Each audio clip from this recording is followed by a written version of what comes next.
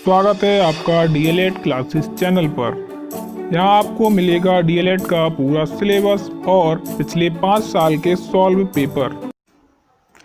नमस्कार दोस्तों, आज हम लोग करने वाले हैं डीएलएड बीटीसी प्रथम सेमेस्टर परीक्षा 2017 का जो गणित का पेपर है उसका सॉल्यूशन देखने वाले हैं।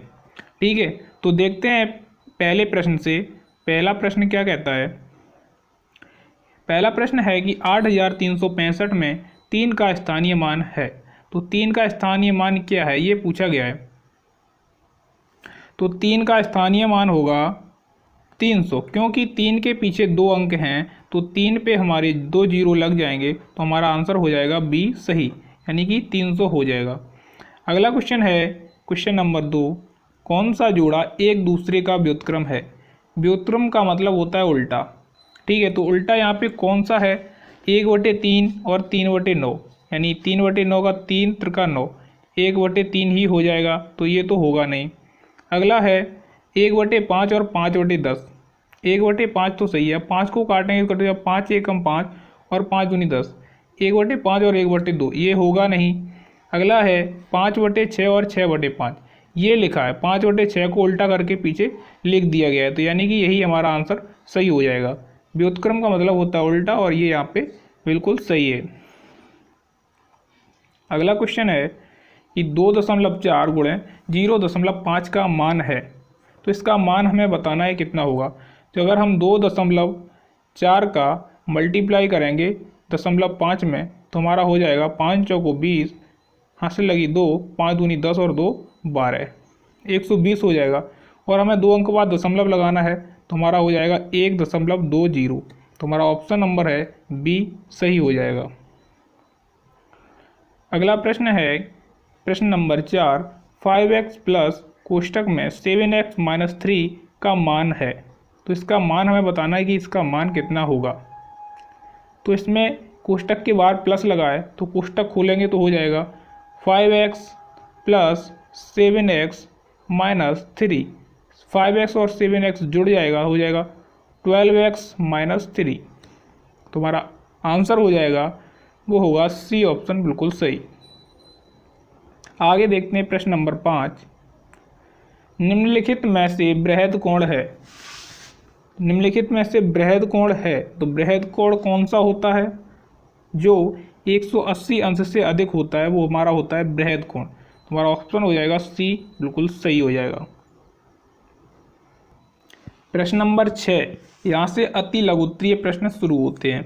तो प्रश्न नंबर 6 है कि 15 के अभाज्य गुणनखंड बताओ। तो 15 के अभाज्य गुणन हो जाएंगे 5 गुणे 3 बराबर 15।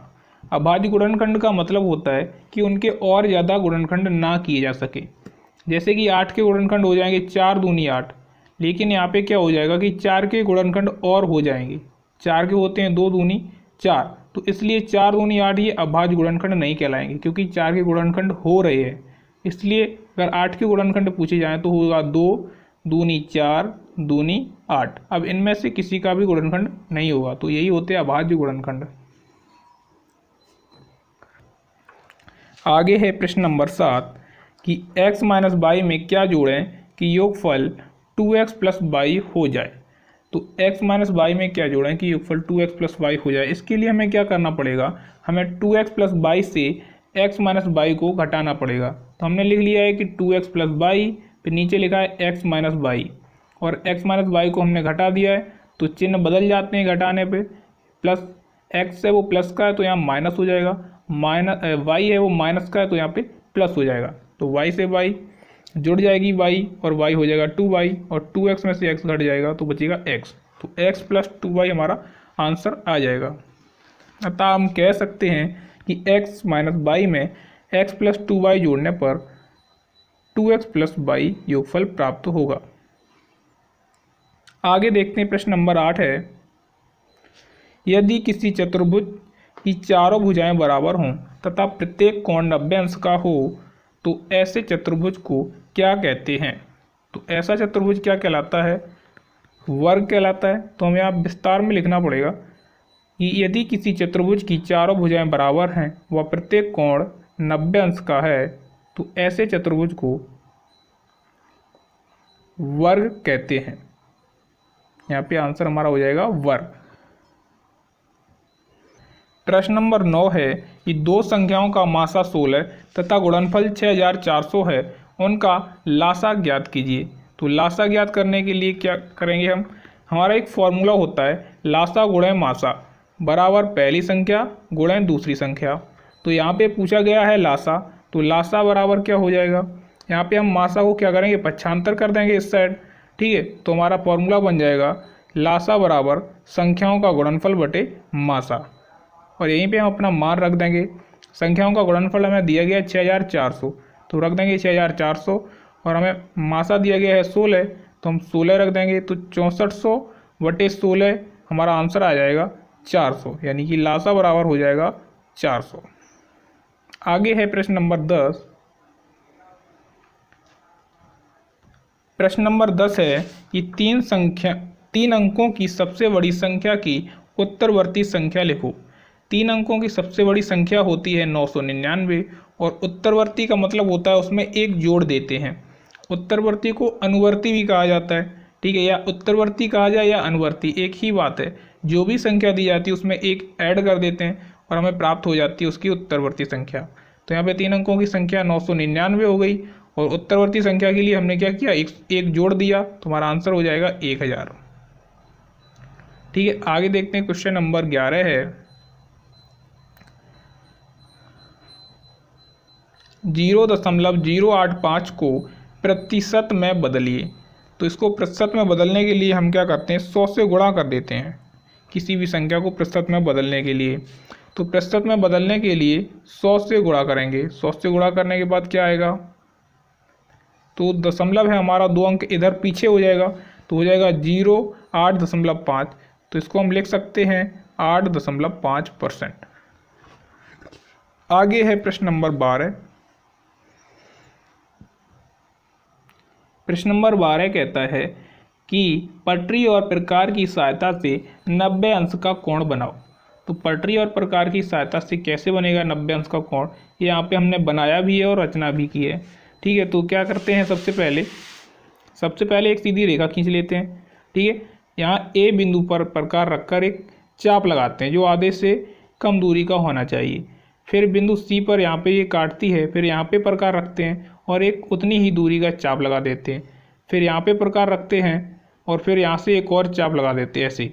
तो ये 2 चाप लगते हैं। एक चाप होता है वो होता है 60 डिग्री का, तो दूसरा हो जाएगा वो 120 डिग्री का। फिर उसके बाद हम क्या करते हैं, इस पॉइंट पे रखकर प्रकार और यहाँ पे एक चाप लगाएंगे सामने, फिर यहाँ पे ई पर प्रकार रखेंगे और इसी चाप को काट देंगे।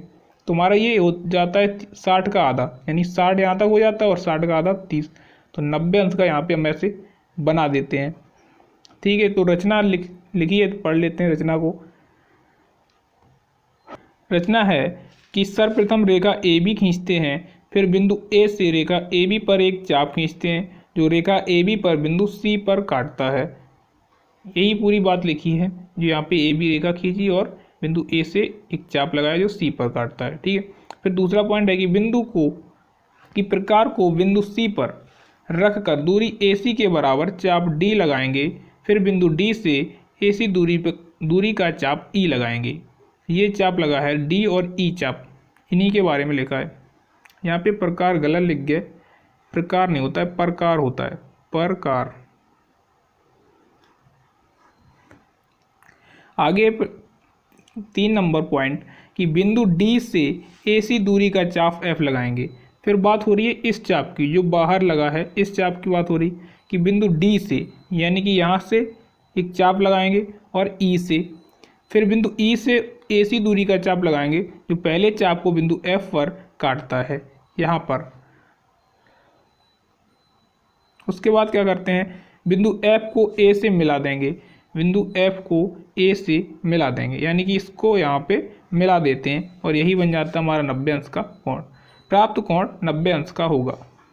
इसमें कुछ नहीं, आपको एक एक पॉइंट का नाम बताना है कि कौन सी चीज़ कहाँ पे काट रही है, बस उसी को जैसे आपने बनाया है बस उसी को लिख देना होता है। आपको याद नहीं करना, बस आपको समझ लेना है और वैसे ही आपको लिख देना है, ठीक है।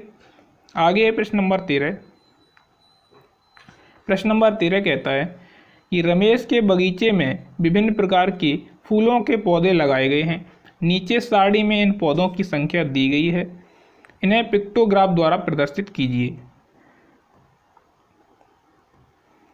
अब हमें क्या करना है, इन चित्रों, जितने भी फूल दिए गए हैं इनको चित्रों के माध्यम से दर्शाना है।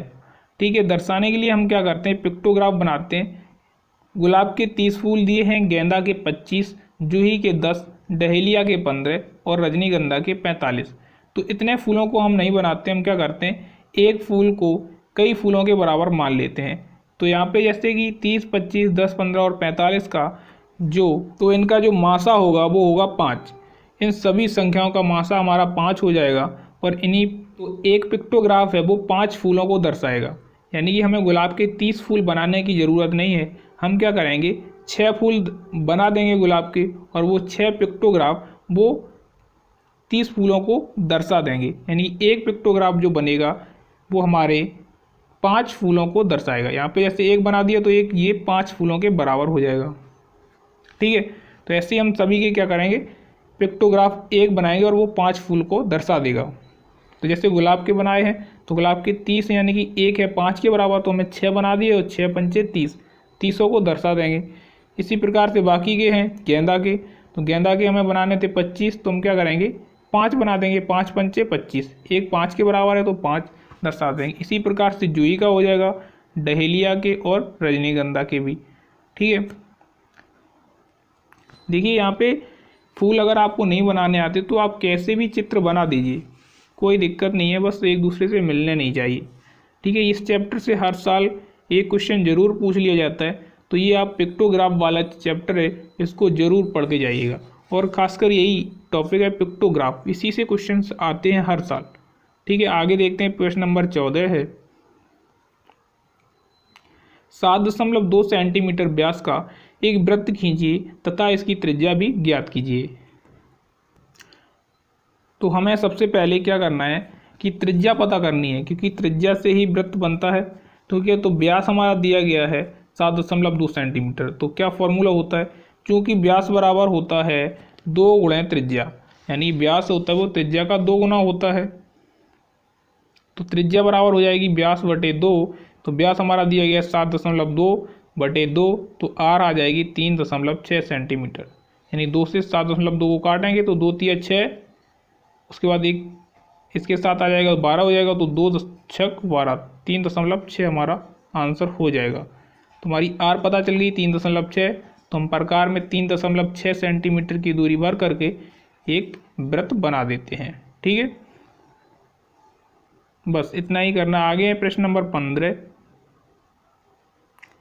इसमें लिखा है कि पार्श्व चित्र में आयत की भुजाएं दी गई हैं, आयत का परिमाप बताओ। लंबाई दी है 9 सेंटीमीटर और चौड़ाई दी है 3 सेंटीमीटर। तो आयत का परिमाप क्या होता है, आयत का परिमाप का फॉर्मूला होता है 2 कोष्टक में लंबाई धन चौड़ाई। ठीक है, तो ये फॉर्मूला होता है, इसी में हम रख देंगे जो दिया गया है हमें। तो आयत का परिमाप बराबर हो जाएगा 2 कोष्टक में 9 + 3, क्योंकि 9 है लंबाई और 3 है चौड़ाई, तो हो जाएगा 2 गुणे 9 और 3 जुड़ जाएंगे, हो जाएंगे 12। तो 12 गुणे 2 बराबर 24। तो हमारा 24 वर्ग सेंटीमीटर नहीं होगा, क्योंकि परिमाप होता है वो सेंटीमीटर में ही होता है। तो यहाँ पे वर्ग है वो नहीं होगा, 24 सेंटीमीटर हमारा आंसर हो जाएगा। आगे है प्रश्न नंबर 16। कपड़े के 3 भागों में क्रमशः 125 मीटर, 220 मीटर और 275 मीटर कपड़ा है।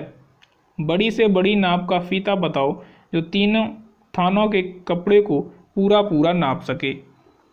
तो हमें जब इस प्रकार का प्रश्न पूछा जाता है तो हमें क्या पता करना होता है, इसका हमें मासा पता करना होता है, महत्तम समावर्त निकालना होता है तीनों संख्याओं का। ठीक है, तो महत्तम समावर्त निकालने की 2 विधियां हैं, एक भाग विधि से निकाल सकते हो और गुणनखंड विधि से निकाल सकते हैं। तो यहाँ पे दिया है कि तीनों थानों की मापें हैं 125, 220 और 275 मीटर। तो वह तीनों की वह वनिष्ठ संख्या जो तीनों को पूरा पूरा काट सके।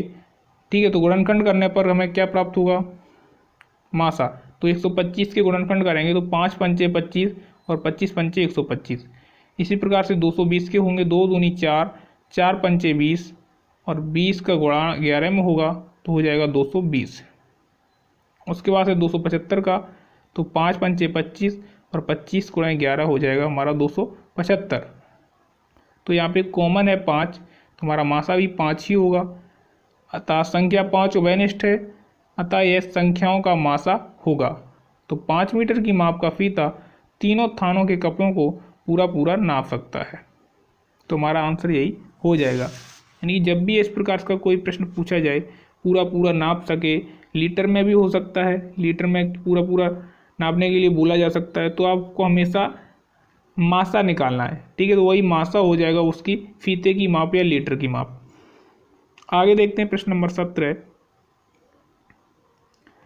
प्रश्न नंबर 17 है कि एक परीक्षा में 75% बच्चे उत्तीर्ण हुए हैं। यदि परीक्षा में 1500 बच्चे बैठे हों तो कुल कितने बच्चे अनुत्तीर्ण हुए। 75% बच्चे पास हुए, तो इसका मतलब हुआ कि 25% बच्चे फेल हुए। ठीक है, उसने ये भी बताया कि 1500 बच्चे कुल हैं, तो हम कह सकते हैं कि 1500 बच्चों का 25% बच्चे अनुत्तीर्ण हुए हैं। या हम ऐसे निकाल सकते हैं कि 1500 का 75% कितना होगा, उतने बच्चे हुए हैं पास, तो उनको निकाल देंगे 1500 में से, तो जो बच्चे होंगे कैसे होंगे, फेल होंगे। ठीक है, तो ऐसे ही किया है यहाँ पे कि उत्तीर्ण छात्र हैं 75% और कुल छात्र हैं 1500। तो उत्तीर्ण छात्रों की संख्या यानी 1500 का 75% ही तो है उत्तीर्ण छात्र, तो 1500 का 75% निकाल देंगे, 1500 गुणे 75 और बटे 100, तो अनुत्तीर्ण छात्रों की संख्या हो जाएगी 1125। सॉरी, उत्तीर्ण छात्रों की संख्या 1125 हो गई। ये पास हो गए छात्र, 75% छात्र पास हुए, तो उनकी संख्या है 1125। तो फेल कितने हुए हैं, तो अनुत्तीर्ण छात्रों की संख्या 1500 माइनस 1125, तो हमें पता चल गया कि 375 छात्र हैं वो अनुत्तीर्ण हुए हैं। आगे देखें प्रश्न नंबर 18 है, ये लास्ट क्वेश्चन है, 18 ही होते हैं कुल प्रश्न। तो इसमें क्या दिया गया है कि -5 कोष्टक में है, उसके बाद फिर -45, फिर वह भाग, फिर कोष्टक में -15, फिर प्लस कोष्टक में -3 गुणे 5। इसको हल करना है। ठीक है, तो इसमें बोर्ड मास का यूज होगा। तो कैसे करेंगे, सबसे पहले -5 कोष्टक है -45 भाग -15 प्लस -3 कोष्टक में और 5। सबसे पहले हमें करना है कोष्टक को सॉल्व।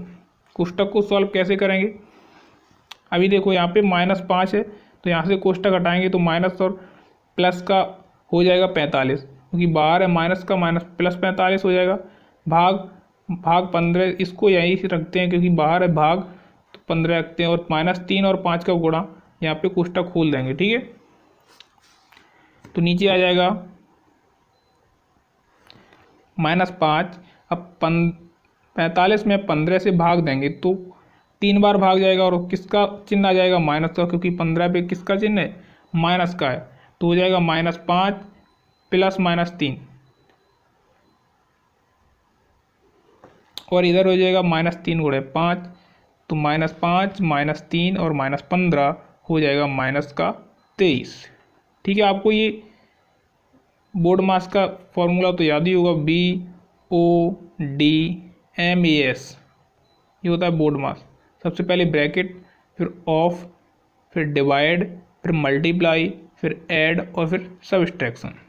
हमें सबसे पहले कोष्टक को सॉल्व करना होता है, फिर भाग करना होता है, फिर गुणा, फिर जोड़, और सबसे लास्ट में घटाना करना होता है। ठीक है, तो ये था 18 प्रश्न। आगे के मैंने 5 साल के क्वेश्चन पेपर सॉल्व करवाए हुए हैं। ठीक है, यदि आपको कोई भी डाउट है या कुछ भी आप सुझाव देना चाहते हैं तो कमेंट करके ज़रूर बताएं। Thank you very much.